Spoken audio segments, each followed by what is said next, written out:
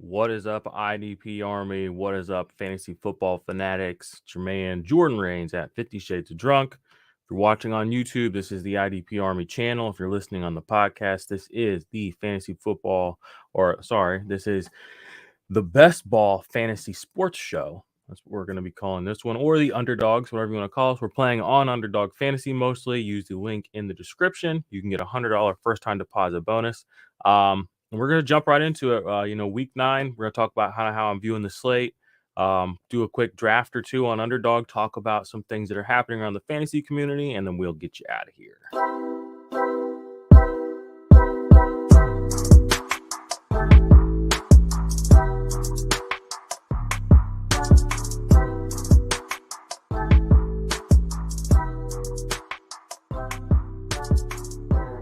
As always, we want to thank the Patreons of the IDP Army Patreon. They are the reason we've been able to expand to the Underdogs, this podcast, the Best Ball Fantasy Sports Show. Thank you all. If you're not a member of the Patreon, that's fine. You can support us by giving us a thumbs up, subscribing to the channel, leaving a 5-star rating and review, all the good stuff. You guys know that. So I'm being completely honest with y'all because that's just how I roll today. I'm feeling the fatigue of the season. All right, got my Pikachu cup, drinking me some coffee, getting a little shot of that lightning. Went through, put together some of my rankings for this week as far as for Underdog. But before we get into that, again, I'm taking the opportunity here to just kind of get back to our roots because, this is a podcast as well as a, show on YouTube. I just want to talk about some fantasy football stuff in general. The fantasy receipts account, again, continues to be the bane in the side of a lot of people. It's very curious how people have reacted to it, and I'm just going to do me. And, I saw a video put out by Josh Larkey from the 33rd team, and it was a very long, very strange video that didn't really seem like it articulated any particular point. It was just, I don't know. It was kind of unsettling. And as fantasy football people, we're supposed to comment, curate, help, assist people make their own decisions. They're managers of their own teams, just like we are. The idea that being right and wrong about an arbitrary binary list having any meaning whatsoever is ridiculous. If you think it does, it's only because you use it to prop yourself up and say, look at me. And that's okay. But that's not fantasy football. That's ranking NFL players by metrics. Okay? It's different. So when I see people get that level of tilted because of something like that, and they start talking in ad hominems and they start talking about personal attacks, I mean, this is what we do. We put out our opinions, our thoughts, and they're wrong by nature. And when you're wrong, people are going to have things to say about that. My issue is when people try to turn it back and say, I'm the victim because you're attacking me now. Don't put yourself out there. It's literally that simple.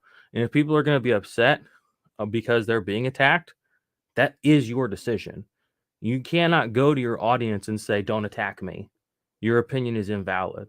The words you speak, the time you put into my effort is not worthy of feedback. It's just weird. It's obtuse and it's weird. And it just lacks any real just understanding. It's just not grounded in what we do. And like I said, it was a very odd video. You guys know my take. I mean, I talk about fantasy football. I get shit wrong all the time. It doesn't matter. Like, that's not the point. Is I help people win sometimes. People make right decisions because of things that I say. Nobody goes into any given week with every player available to them, to play. Even in DFS, or in drafts, you're going to get limited by the people around you, variables that are uncontrollable. So I don't know. It was very odd. The fantasy receipts account, honestly, they're doing the fucking Lord's work, in my opinion. I think a lot of people think that what we do is science. It's not science. This is art. Okay. Fantasy football is art. Content creation is art. Yeah, you can pull the numbers and you can tweak it and stuff like that, but the people that really bring the value are artists. We color outside the lines. And if you're going to try to come in here and just speak a projection type of mindset and then have a robotic and sort of woe is me attitude about people coming at you, my honest opinion is Don't fucking say it. And at the very end of the video too, and I've kind of ran it a few minutes, but at the very end, he said, he just made several claims that were just completely baseless. He said something about people. What was the very last thing he said? And I don't know. If you want to use your time to go watch it, go watch it. It was just really weird. I did not think that it meant anything useful. And I thought it just showed, my opinion has been the same for a long time. When you come in the fantasy space, and I've seen 24 guys just like Larky, and this isn't shade, this is facts. Been around. They come in and they get that tailwind, and the tailwind's the same for everybody. Basically, it's some combination of DLF, Fantasy Pros, and Roto Underworld. Okay. And if you can hit that shitstorm somehow, you can go from being me, a guy in a basement, to literally, you're not even a content creator anymore. You're like managing a company. And I can understand how you can get lost there. I do. As somebody, again, who I've watched a dozen guys go through this cycle. I was around before Larky was here doing fantasy content. I get it. I know what he's going through to a degree, not at that scale, but it's whatever. But the way he chose to speak to the people just didn't sit right with me. As somebody who's been here for, now 4 or 5 years doing my own thing, like I talk about making it. If somebody else is signing your checks, you ain't made it. That's my opinion. You know what I'm saying? I don't care who you work for. I don't care how big you grow somebody else's company. That's my opinion. So I kind of took personal offense to it because I thought it was really not the right way to treat our audience. You guys can say whatever the fuck you want about me. I don't give a fuck. I'm happy you're here. You know what I mean? I'm happy you care. Rooting for me or against me, I'm just glad you're out here supporting. You know what I'm saying? So don't take things so personally, would be my words of wisdom to people. Mr. Larky, 2 days before that, tweeted out, I would love somebody to be my mentor. Went into his comments, said, are you coachable? Why should somebody be your mentor? He didn't respond. So I don't know. Interesting guy, odd cat. But again, as somebody who's been here for a while, I feel like I have the right to speak on this from the heart as somebody who does this for real. And, there was no tailwind. There is no tailwind. There's just the work. So there's that. Big fantasy news, none really to speak of per se. But I will say we do have a good slate of underdog games, which I'll go ahead and just pull up now. That's what you're here for. Let's get them up. And like I said, this week I did something I haven't done in a while, and I went through and actually put in my rankings. I heard the guys on Badge Bros. I don't know if you guys follow them or not. They were talking about the importance of putting in your rankings. And one thing they talked about was, you're either going to live by the sword or die by the sword with Josh Allen this week.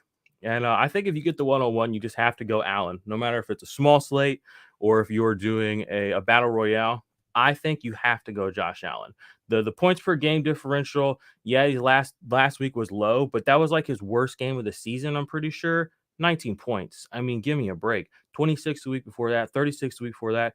It's not easy to make up 4 or 5 extra points, let alone the fact that he can bring you into that 10 extra points compared to value over replacement. So he's a guy I'm definitely in on this week off the number 1 cuff. Tyreek Hill continues to just impress. He has like 900 something yards. The next best guy is like 700 something. He's my number 2 guy. So I put in my rankings this week. Let's go out here. One thing I will talk to you all about, and something I've been thinking about a lot with Underdog, and the guys on Badge Bros are talking about this too, and I think it's a meaningful conversation, is the payout structure for tournaments. I've done hundreds of tournament drafts, hundreds. I have never got to the 4 figures. I've gotten several $100, multi-$100 payouts, gotten very high, but because it's so top heavy, you really have to hit the nuts to really do anything. And they made a good point that if you do hit those nuts, there's no reason to keep dumping that money back in. You're going to pull it out. And I was like, that's right. And I've kind of made a decision personally, and I'm interested in people listening to podcasts, watching the show, have the same feeling. It's almost like poker back in the day, where I feel like my buddies in college that played poker, they would get 8 screens up and they would all be playing small blinds, small buy-in, but they'd have 20, 30 of them going, and they would never do tournaments almost ever. And they would rake it in. So I've been kind of playing on Underdog last couple of weeks, comparing my tournament, how my tournament drafts are turning out on average versus when I go in just a regular pool, it's a lot better of a return on dollar for me. I have found to just sit at the small tables. That being said, we will jump into the battle royale this week. Actually, see if I can pull. Well, we'll go ahead and jump into the battle royale because we know that'll be full. Like that is one of the advantages. You do sometimes have to sit in those lobbies for those other drafts. And that can be kind of tedious. Let's go ahead and just jump into this, see how my rankings shake out, and then I'll pull up the rankings from or how we did last week and kind of go over those in the battle royale. We did win a little money in battle royale last week, but again, it's whenever you're putting $5 up and you're winning $6 and $7, that's not great. You know what I mean? I would rather put up $3 and $5 and then have a chance to win 15 if I win the whole thing. And my field of opponents is only 3 people. 3 people can make a lot more mistakes than 50,000 people who have the chance to make the right move. Does that make sense? So my thesis on Underdog has been changing. That being said, I will throw a $5 team or 2 or 3 into every battle royale, but I've moved away from drafting a lot of battle royales. Just letting you guys know. So we are in the 4 spot. Check it out. We got another Hound Dog up here, another badge bro. He's got the helmet. We got the nose. Loving that. Couple of headbands in here, got another helmet dog in here, but at the 4 spot, I think these guys will probably keep it pretty chalky too. I imagine we'll be looking at either Stephon Diggs or Cooper Kupp.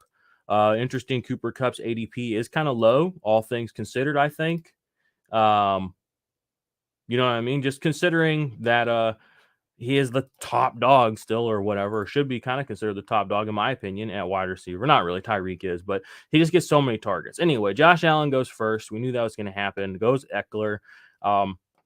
Eckler being so high above ETN, I don't know if I agree with that. I think Dalvin Cook is the real value on this slate. Quietly had a couple of good weeks here. 27, 35 this last week. Not great, but you did see some really nice runs from Dalvin Cook this last week. All right, we are on the clock. Tyreek Hill is still available, so I will take him. He is the top guy in my rankings. I already know that. Without looking, let's see who Lurch takes here at the 5 spot. Waddle. See, there we go. People are in Miami, they're running them like a Ferrari down there. You know what I mean? I mean, they're fast, they're sleek. It's like Will Smith 20 years ago. All right, man. Okay, so we're at an interesting spot here. I'm going to go Cooper Kupp. I'm just going to take the targets.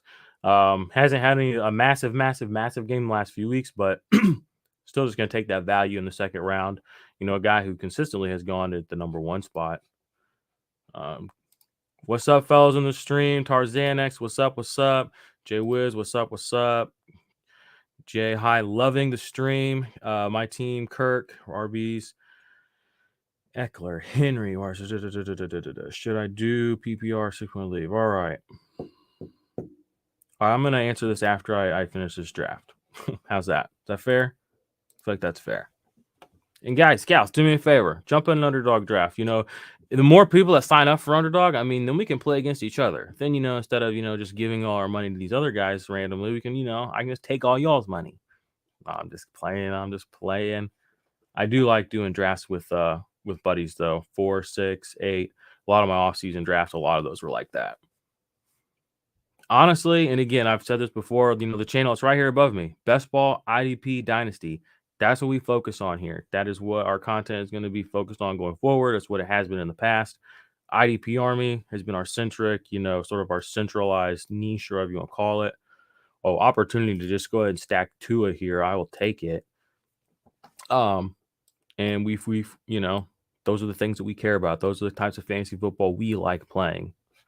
I think most people do too. Redraft, the ballers own that whole market. I'm out. Take it. Yahoo, you can have it too. Me, we like best ball, we like IDP, we like Dynasty. Ooh, something big did happen today too. After I make our next pick, I will talk about it. But I wondered, did anyone see the sleeper update roll out this morning? Anyone? All right, so take a peek at running back. Ramondre Stevenson is getting a lot of love. I'm still not buying it. I think I'm going to go Chris Godwin here. Look at these target numbers, 11, 13, 12. Just give them to me here in the 4th round. No sweat. Easy decision, honestly. So far our team through 4 rounds is Tua, Tyreek, Cooper and Chris Godwin, half point PPR. That sounds like a good setup to me. Wouldn't mind getting a hold of Jamal Williams on the comeback here, or uh, or Leonard Fournette. Okay, so the rollout on Sleeper this morning, I don't know if anyone saw it, came through mine this morning, is they now have a feature just like this where you can do drafts, daily draft for the upcoming week. You can wager as low as $1. From what I saw, it looks like their draft rooms are eight people though. So I guess that the prizes that keeps the leagues small, but it keeps the prizes able to have the payout a little bit higher, I guess, maybe, instead of doing 4, 6, etc. And I'm sure they'll expand, add more features. This is going to be a major, and the thing that's crazy about the Sleeper thing, I say this while I'm talking about Underdog. Sleeper, unlike Underdog, isn't having to go out and like get people to come to their platform. They're already the number one spot for Dynasty, right? The number one spot for IDP, right? You know what I'm saying? Like, they're rolling out best ball. So they don't have the customer acquisition problems, but things. Man, Ramondre Stevenson is still there. I'm not doing it. I tell you all this every week. I don't fuck with Patriots. I don't care. I will take Leonard Fournette and his inefficient ass. I don't care. Just won't do it. Even if it costs me all the money in the world. But I think that's going to be we're going to see a paradigm shift. And we see this every year in fantasy football. There are paradigm shifts in fantasy organizations, in platforms, in content, in the theories of how people even play fantasy. Did the clock go up? Did they give me 45 seconds? Is that normal? I thought the normal was 30 seconds. That feels odd to me. And why are they asking me if I want a running back? I thought I already had a running back. What is going on right now? All right, I'm going to take Tyler Higbee. Honestly, no, I'm not. I'm going to take Zach Ertz, even though he's been extremely, missed my pick. What are you talking about? All right, what's going on here? Why would they even let me look at the running backs? I don't know. Their interface was acting goofy. Threw me off. Cost me a lot of money. But like I was saying, we're going to see a big shift. We always see big shifts in the fantasy space year to year. Ooh, that's not a bad looking view. That don't look bad at all, do it? Should we do another one? Nah, I won't do another one. Like I said, I kind of just, I want to focus on the podcast as well as the YouTube channel. I want to curate this feed a little bit. So I will be talking, more, just talking about, my journey through the fantasy space and stuff like that. I'm laughing because you being undefeated in BDG is probably driving Nick crazy on the low. I hope so. Like I said, I hope he wakes up at night in cold sweats, screaming, hoping that I don't win. Because I'm like one of the people that actually gives a fuck. But I mean, on the flip side of that, maybe he would like that. Maybe he's like, all right, this guy gives a fuck. Like, he's not only is he like doing all the right things, he's actually succeeding. Like, he's winning. He's creating content around the bash. He gives a fuck about the bash, And I still want my second team is out of the playoffs, but I only need like one more win. And I might have 2 teams going into the actual bash, y'all. So that's double trouble. Your man's for real. All right. I'll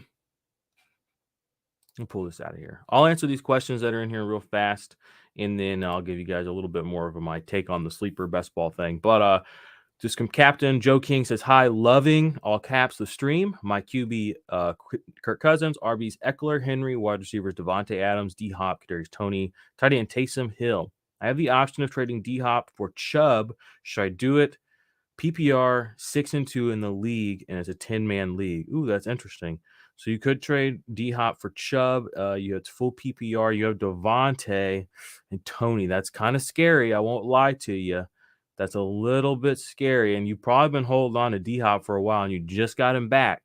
So here's the thing. The guy who trades you Nick Chubb, he's had Nick Chubb all season. Great. He's got all those points. And now he's going to get all the DeAndre Hopkins points too. So you got to think about that a little bit. Off the cuff, I'd probably tell him get wrecked because I got Eckler and Henry. Swift and Ken Walker, PPR rest of the season. Ken Walker, Swift is glass. We've known he's glass. It's what he is. Sorry, I know we can't say that in the offseason. We can't talk about things that can't be put in the spreadsheets and talk about them as meaningful variables of fantasy, but they are. Ah. All right. Infinite possibilities. Shit. I have a waiver in for Ronnie Rivers, RB, cornerback Miles Hartsfield, tight end Chris Myrick. What the heck? Tanner Hudson, cornerback Michael Jackson, and CB Zion McCollum. Am I wasting my time on these guys? Yeah, I mean, unless it sounds like it. I don't know who you guys are. How deep is this? Your 32 man 16 team league? That's that crazy league you're in, right? That's you. So I know I think it's your league, the one that's nuts like that. Sounds like it. So, but anyway, like I was gonna say, my final little bit here is with Sleeper coming into the best ball game, you're gonna see it change. Fantasy football is changing. I think I think redraft is gonna eventually just disappear. Personally, I think it will. As far as eventually it may stay a very high overall, but I think it's going to go away with best ball because people love the draft day experience, just doing a draft, putting drafts together, planning around a draft. That's one of the most fun parts of fantasy. Roster management is fun too, but you can only do that for a few weeks of the season. And when you do that with a lot of redraft leagues, it can get very tough to manage. So we're going to see a big shift to best ball content overall, I think, because it allows people to play in more leagues and it takes a lot of the guesswork out of it, a lot of the nitty gritty, a lot of the stuff that the people that are salty right now this time of the year don't like to do. Because then, in the summertime, you can have a take and you can build a fancy word palace around it, and then no one can blow it over except a bigger account with bigger numbers because there's no actual variables moving or changing to prove you right or wrong. All there is how strong you can build your argument.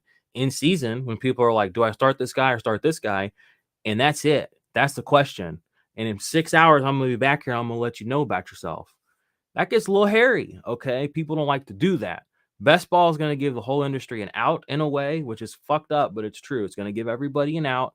It's going to let the word palace guys do their thing, but it's also going to let the fantasy people like us, people who are actually grinding out here doing it, we're going to be able to put in a lot more work. You know what I mean? I'm not going to leave the start sit seat streets. Okay. I'm not going to leave the best ball dynasty streets or the, redraft streets and dynasty streets exclusively, but, those things are the industry's evolving. That's the main thing. So, if you're listening to this on the new Best Ball Fantasy Sports feed, we appreciate that. The Dynasty Tailgate is also on here, covering the NFL drafts and all that. If you're watching on YouTube, subscribe to the podcast link below. Subscribe to the channel. Thumbs up the video.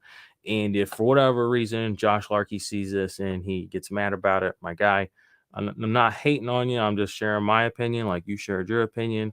And the industry is not going away. All right. So if you think people are going to change, you got something else coming, my guy.